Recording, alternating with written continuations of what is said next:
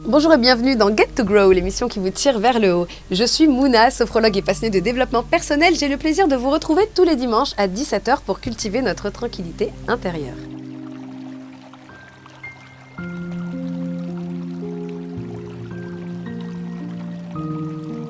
Aujourd'hui, nous abordons un sujet qui touche chacun d'entre nous, l'organisation et la discipline personnelle. Pour certains, cela peut sembler évident, mais pour d'autres, comme pour moi, c'est un véritable défi. Si vous me connaissez, vous pourriez être surpris, car je suis souvent la dernière personne à laquelle on pense quand on parle d'organisation. En fait, j'ai littéralement écrit cette émission hier soir et je l'ai peaufinée il y a encore 10 minutes. C'est à la fois consternant et incroyablement stressant. Pourtant, je procrastine souvent jusqu'à la dernière minute avant de me mettre au travail, comme si le danger n'était pas vraiment réel avant de devenir imminent. Mais je suis un cas extrême. Et c'est justement parce que je le suis que je souhaite aborder ce sujet avec vous. J'ai lu de nombreuses études, testé diverses méthodes et acquis une expérience précieuse dans ma quête d'une vie plus ordonnée. Aujourd'hui, je partage avec vous les fruits de plusieurs années d'essais, d'erreurs et de réussites à demi-teinte. Ma quête vers une version plus organisée de moi-même est loin d'être terminée. J'ai parcouru un long chemin, mais il me reste encore beaucoup à faire. Mais comme je vous l'ai dit, je suis un cas extrême. Les astuces et méthodes que je vais vous partager vous aideront à parvenir à une bien meilleure organisation en 3 fois moins de temps et d'efforts que ce qu'il m'en faut pour le faire. Restez à l'écoute pour découvrir comment vous pouvez gérer votre temps de manière plus efficace en définissant des priorités et en utilisant les outils qui vous conviennent. Prêt à faire ce voyage avec moi? Alors commençons. L'organisation personnelle fait référence à la manière dont une personne gère efficacement son temps, ses tâches, ses ressources et ses priorités pour atteindre ses objectifs personnels et professionnels. Ça implique la mise en place de systèmes, de routines et de processus qui permettent de maximiser notre productivité, de minimiser le stress et de rester concentré sur ce qui est le plus important. Voici quelques concepts clés liés à l'organisation personnelle. Donc, la gestion du temps. Il s'agit de planifier ou d'allouer votre temps de manière judicieuse en fonction de vos priorités. Ça peut impliquer l'utilisation d'outils tels que les agendas, les listes de tâches et les rappels pour nous assurer de ne pas manquer nos échéances importantes. La définition de priorité également, en définissant ce qui est le plus important pour nous, que ce soit dans notre vie personnelle ou professionnelle, et en concentrant nos efforts sur ces domaines-là. Ça nécessite de définir des objectifs clairs et de hiérarchiser les tâches en conséquence. Il y a ensuite bien évidemment la gestion des tâches, donc créer des listes pour pouvoir suivre ce qu'on doit accomplir pas à pas. Et il est également utile de mettre en place des routines quotidiennes ou hebdomadaires qui nous aident à rester disciplinés et à maintenir notre productivité. Ça peut inclure des routines matinales, des plages de temps dédiées au travail, à l'exercice physique, à la détente, etc. De nombreuses applications et outils numériques sont également disponibles pour nous aider à gérer notre organisation personnelle, de la gestion de projets aux applications de rappel et de productivité. Bien que la rigueur soit importante, il est également essentiel de savoir rester souple et de s'adapter aux changements et aux imprévus qui surviennent sans se démoraliser pour autant. En fin de compte, chacun peut développer sa propre ou ses propres méthodes d'organisation en fonction bien sûr de ses besoins et de ses possibilités. Donc j'aimerais partager avec vous certaines des méthodes que j'ai expérimentées, celles qui ont eu un impact significatif ainsi que celles qui n'ont pas fonctionné pour moi. Commençons par la méthode SMART-R, qui est simplement la méthode SMART un peu plus développée. Donc l'acronyme SMART-R signifie spécifique, mesurable, je vais y arriver, atteignable, réaliste, temporairement défini, évalué et réajusté. Cette approche nous permet de définir des objectifs de manière claire et mesurable, de savoir exactement où nous allons et de déterminer les actions nécessaires pour atteindre ces objectifs. Ça m'a permis personnellement de mieux structurer mes actions, de gagner en productivité et de savoir maintenir le cap. Le time blocking est une autre méthode qui a révolutionné ma gestion du temps en réservant des plages horaires spécifiques pour les tâches précises, en me coupant bien sûr de toute sollicitation extérieure, je maximise ma productivité. Le time blocking me permet de remettre de l'ordre dans mon emploi du temps, qui est souvent assez chaotique.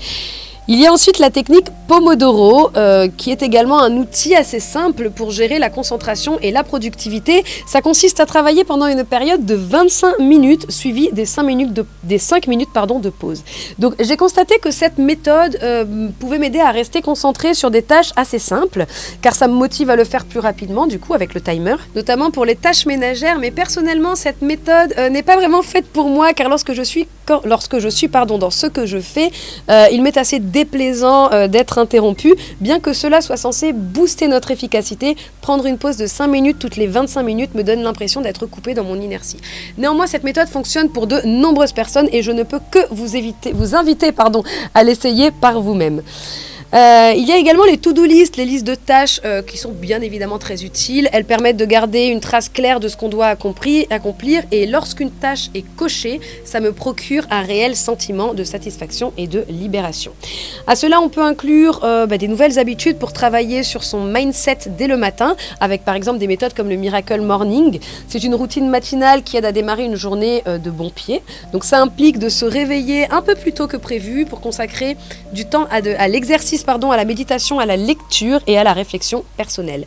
Adaptée à mon mode de fonctionnement, elle renforce ma productivité. Je la pratique en fonction de mes possibilités et je la transforme parfois même en evening routine lorsque je n'ai pas pu prendre ce temps le matin.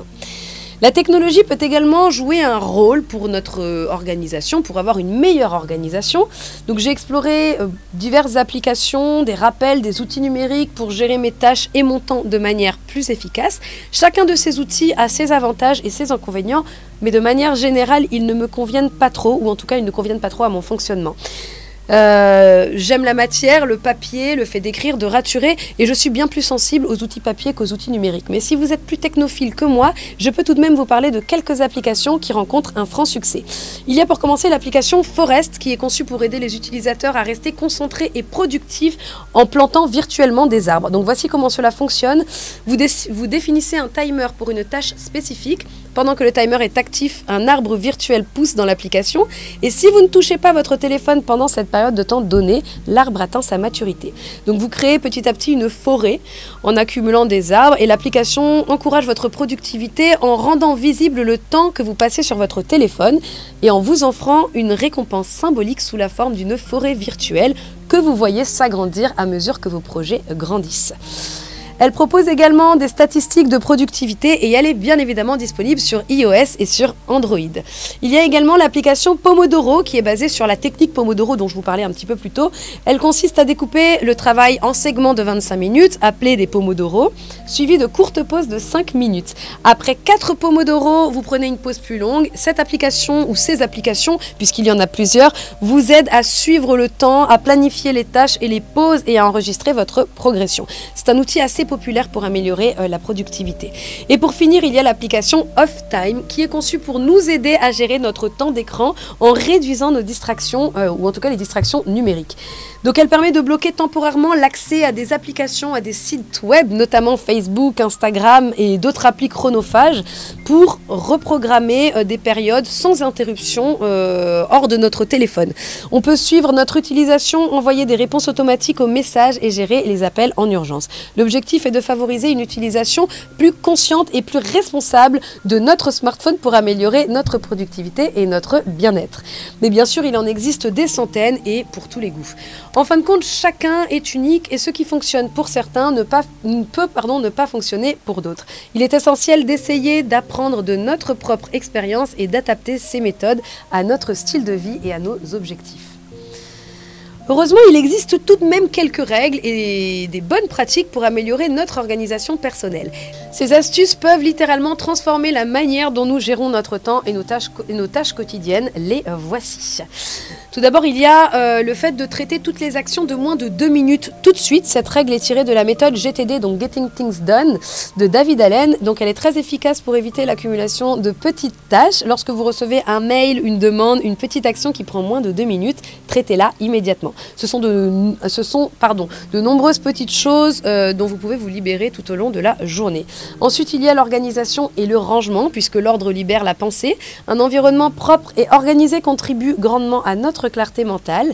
Donc prendre le temps de ranger, d'organiser notre espace de travail ou notre espace de vie, réduit nos distractions, réduit notre charge mentale et nous permet de rester concentrés sur nos objectifs. Il y a également la création d'habitudes qui est essentielle pour la durabilité de notre organisation sur le long terme. Les routines et les habitudes rendent nos tâches plus faciles à accomplir. Elles deviennent automatiques et on les fait sans même y penser. Identifiez les actions régulières qui vous rapprochent de vos objectifs et incorporez-les dans votre quotidien. Une règle très importante également est de ne pas négliger votre mindset. Notre état d'esprit joue un rôle énorme dans notre organisation personnelle. Une attitude positive et une mentalité croissante nous permettent de surmonter bien des obstacles. Croyons en notre capacité à nous améliorer et à atteindre nos objectifs. Et surtout, ne pas compter que sur notre motivation. Apprenons à rester constant même quand l'envie n'y est pas, car la motivation est volatile et la constante reste la clé. Apprendre à rester engagé même lorsque la motivation est faible est le secret de tout succès. Donc utilisez des techniques comme des rappels de vos objectifs, l'utilisation de systèmes pour maintenir votre discipline. Souvenons-nous que progresser en dents de scie est normal et que l'important est que la progression soit là et que la courbe augmente sur le long terme. C'est la tendance générale vers l'amélioration sur le long terme qui compte, donc la persévérance reste essentielle.